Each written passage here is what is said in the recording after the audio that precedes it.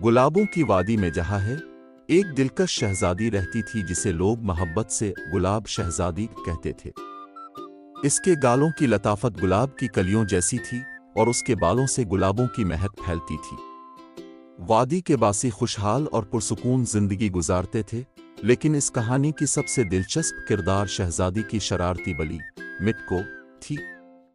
मिटको सफ़ेद बर्फ जैसी नर्म, चमकदार और हर वक्त नई शरारतों के मंसूबे बनाती रहती थी, जैसे बावर्ची खाने से मक्खन चरा लेना या महल के मुअज़्ज़ज़ मेहमानों को डरा देना। एक दिन गुलाब शहजादी ने मजाक करते हुए कहा, मिटको, तुम्हारी शरारतें कभी ना कभी हमें बड़ी मुसीबत में डाल देंगी। मिटको ने मज़े से अपनी नर्म पूंछ लहराई और कहा, मियाँ, मुझे तो बस मज़ा चाहिए। मगर मिटको की एक छपी हुई ख्वाहिश थी, दुनिया का सबसे ज़्यादा मक्खन खाने का मौका मिले। वो अक्सर ख्वाब में मक्खन के पहाड़ देखती और हंसती थी। एक दिन एक पुरस्कार औरत वादी में आई। उसने एक बड़ी सियाह टोपी पहनी हुई थी और उसके हाथ में एक चमकती हुई जादुई छड़ी थी। वो थकी हुई लग रही थी। ए गुलाब शहजादी, उसने कहा, मैं कई दिनों से भूखी हूँ, क्या तुम मेरी मदद करोगी? शहजादी ने हमदर्दी से कहा, जरूर, आप महल में आइए, हम आपको खाना और आराम फराहम करेंगे। मिटको ने इसे दूर से देखा और अपनी जगह पर बैठी सोचने लगी, ये औरत अजीब लगती है, कहीं ये जादूगरनी तो नहीं। जब जादूगरनी ने गुलाब शहजादी की मेहमान नवाजी देखी तो उसने अपनी जादुई छड़ी घुमाई और एक खूबसूरत चमकता हुआ गुलाब जाहिर किया। ये एक जादुई गुलाब है, उसने कहा, जो भी उसे खालिस दिल से छुएगा इसकी हर ख्वाहिश पूरी हो जाएगी। लेकिन खबरदार, इसे नादानी में इस्तेमाल न करना। गुलाब शहजादी ने शुक्रिया अदा किया, मगर मिटको की आंखों में शरारत छप न सकी। वो सोच रही थी, अब मेरी मक्खन वाली ख्वाहिश पूरी हो सकती है। रात के वक्त जब सब सो रहे थे, मिटको चुपके से जादुई गुलाब के पास गई।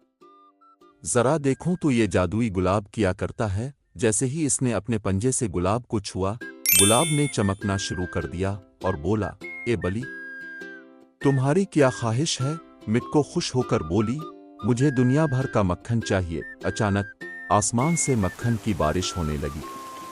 मिटको खुशी से उछलने लगी, मगर जल्द ही पूरा बाग मक्खन से भर गया। मिटको फिसल फिसल कर गिरने लगी और इसी दौरान महल के दरवाजे से एक बड़ी बाल्टी उसके सर पर गिर गई। मिटको के शोर शराबे से गुलाब शहजादी की नींद खराब हो गई।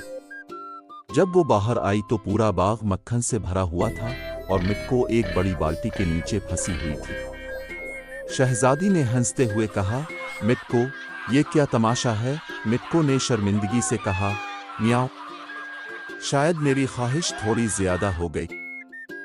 अगली सुबह एक लालची सौदागर गुलाब शहजादी के बाग में आया।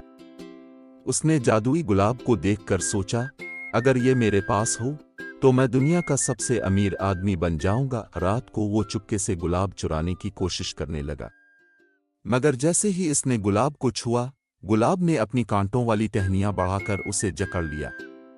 वो इतना डर गया कि जोर जोर से चीखने लगा। शहजादी और मिटको ने इसकी आवाज सुन ली।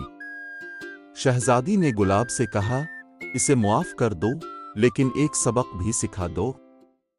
गुलाब ने इसे छोड़ दिया, मगर जाते वक्त उसके सर पर गुलाब का एक छोटा कांटा लगा दिया। सौदागर को सबक मिला कि लालच कभी कामयाब नहीं होता।